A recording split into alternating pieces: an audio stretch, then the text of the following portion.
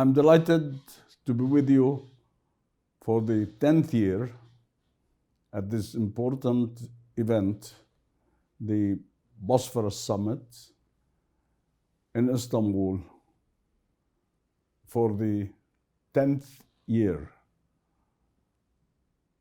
It's been an honor for me to serve on this conference as the honorary chair of the conference. This year's conference is, like every year, is scheduled to discuss very important issues on a global level with global participants. And I would like to salute all of you, my colleagues, and the management of this wonderful event, particularly the leader of the project, of the conference, Cenk. It has been wonderful working with you, and I am sure that this year's event, although online or virtually, will achieve its successful objectives like all the previous events. The subject of this year is a year of uncertainty. The year before, 2020, was the year of crisis. And I remember that as early as 2018, I announced that the year 2020 will be a year of crises, not just one crisis. And that indeed is what it was. And I warned that these crises will have global effects and will be on multi-tracks and multi-problems.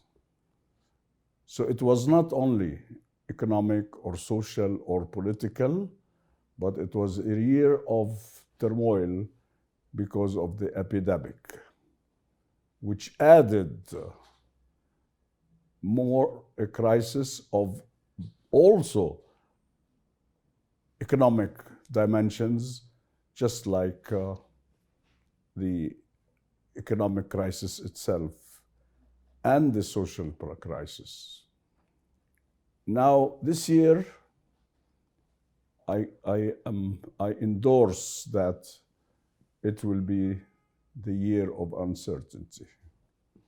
It's a year of uncertainty because we have two sides on a global level and on an individual level who foresee and try to predict that this year, on one side, some of us in this world, including leaders and politicians and strategists, that this will be a year of solutions because it will help us get out of the depression of 2020 and put us on the road of growth. On the other side, a lot of us believe that this year will be worse than the year before. And I happen to belong to this side. I fully understand when governments and political leaders and even institutions choose to think that this year will be the year of emergence, of solutions for a better future. I don't think so. I was called a pessimist when I announced that 2020 is going to be the year of crisis. And now you may accuse me of being a pessimist if I say that 2021 will be a worse year. Probably for one exception. There's only one country that can emerge out of this, China, with success. Mainly because of some intrinsic reasons. The size of the country, the size of the population, its self-independence and self-sufficiency, and its proper policies. And I dare to say that we have the evidence in how China reacted and acted out of the epidemic crisis with the least damages, and will be uniquely achieving substantial growth, which can be as high as 6% in its GDP. Whereas all the countries of the world, except a few, and I can name a couple of them, who will be able to achieve positive growth, even if it was for 2 or 3%. And that includes, from our region, the countries of Egypt, which follows China in the rate of growth, as an exception to the rest of the world, and possibly Turkey. I want to say that uncertainty, let's at this point describe what is meant by uncertainty and the year of or age of uncertainty. Indeed, we have uncertainties at many levels. One is Corona, this epidemic. And as early as its start last year, I had the courage to say, don't be misled. We're going to live with this crisis, the epidemic, this health crisis, for at least 4 years. And again, I was a subject of great attack as the famous pessimist. Very, very late did even the World Organization, WHO, came to announce that we will live with this for 5 years. And surprisingly, only last week, an announcement from the World Health Organization predicted that we will have to live with this for a long time or forever. That is one uncertainty, because nobody owns the truth, and I don't claim that I do. Another uncertainty is about the economic future of the world.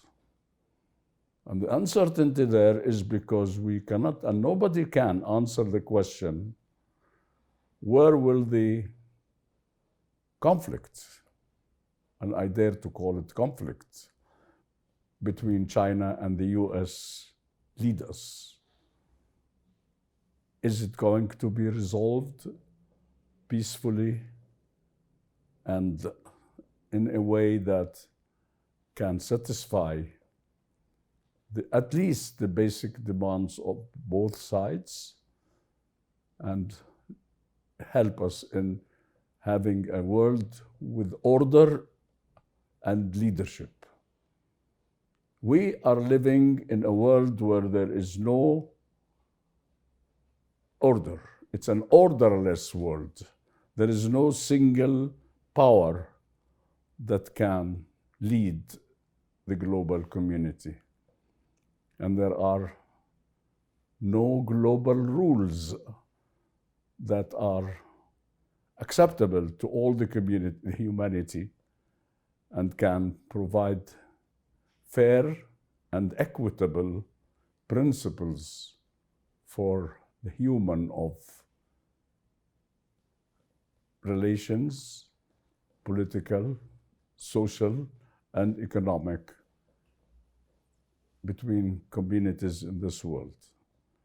And again here, I am willing to claim, and I know that I will be accused of being pessimist again, that unfortunately this conflict will have to end only after an unfortunate military conflict between the two superpowers, the US and China.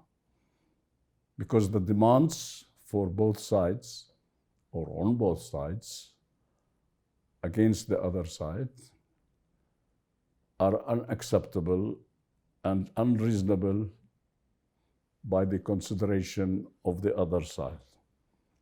So we will be heading into a sort of war, obviously unlike the previous World War I and World War II, because these two countries particularly, the US and China, are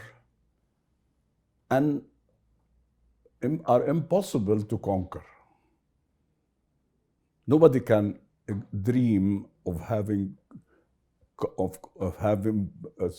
success and overcoming the other. China, with its landscape, with its military power, with its natural resources, which is as a huge island with self-sufficiency, is invincible. The US similarly is invincible. Nobody in his own mind can believe that any country or any group of countries can attack and overcome the USA. Therefore, the only possible, I think, solution is for the two countries to have a virtual, probably a virtual war, and that forces them to sit together to stop this war and to negotiate an agreement about the governance of the world and coming up with a new world order and a new world leadership, possibly more than polar, multipolar leadership. But that will take time to develop and agree, because such important global agreements between such great superpowers and their allies will take a long negotiating time, which I cannot predict when it will be resolved. Accordingly, we have this serious crisis. Another uncertainty is about the rule of law in countries, all countries of the world. I personally, contrary to what the majority of people believe, see a major crisis in governing and political orders in the world. We have to believe that what is happening in many countries, particularly in our region as a start, but as you can see, it's spreading all over the world, is the crisis of democracy. It has been the great hope and dream during the first half of the last century. And then started the decline, and the governments of the world, without any exception, are under a revolution, a new kind of revolution called popularism. Populist movements where the people are claiming that we are the source of power. And that, in fact, is very true even in a great country like a great democracy like the US. The first statement in the Constitution says that we, the people, decide. And one of the decisions is to establish a parliamentary system. But who decided it? We, the people. Therefore, we, the people, can change that decision because we are the source of decisions, all decisions, and we can overrule our legitimately elected leaders. So popularism is a major crisis that is expected to hit every country in the world. It is not just opposition or a revolution or internal conflicts that we are seeing in dozens of countries who are changing. And as I claimed this 2 years ago, I claimed that the world will, the economy of the world, the democracies of the world will face a great challenge under this crisis. And evidently, everybody heard President Biden announced last week that democracy is under attack. And although I disagree with all modesty, with the reason he gave that this attack on democracy is from enemy countries. It is not. It's an internal movement, and it is a revolt against the failure of democracy. So we need either to develop our democracy system or accept the rule of the people. Unfortunately, when we talk about the rule of the people, we have a problem because we don't know yet how will the people rule, because there is no common leadership in the countries. It is a multiple kind of conflicts, but it's all because the people believe that the democratic system has to be amended, has to be developed. There are many other crises in this world that are, and because of the time limitation, and I already feel that I have bored you enough, this is a year of uncertainty. And it is wise to realize that as a fact. And from my point of view, my perspective, not to settle in the good feeling and the comfort which some certain circles in the world tell you this is going to be a great year. It is not. It's going to be the year of beginning of an uncertainty age in more than one respect, and therefore it is wise to start looking at these uncertainties and developing plans on how to address the issues. If it happens to, you are already protecting yourself. If it doesn't, we're all happier and we all prefer not to have any serious major conflicts in the world. I hope that this meeting will contribute to better understanding of the year 2021, which I call the starting year of an age, and not a year. When I spoke about 220, I said it's a year of crisis. But now I'm talking about an age of uncertainty.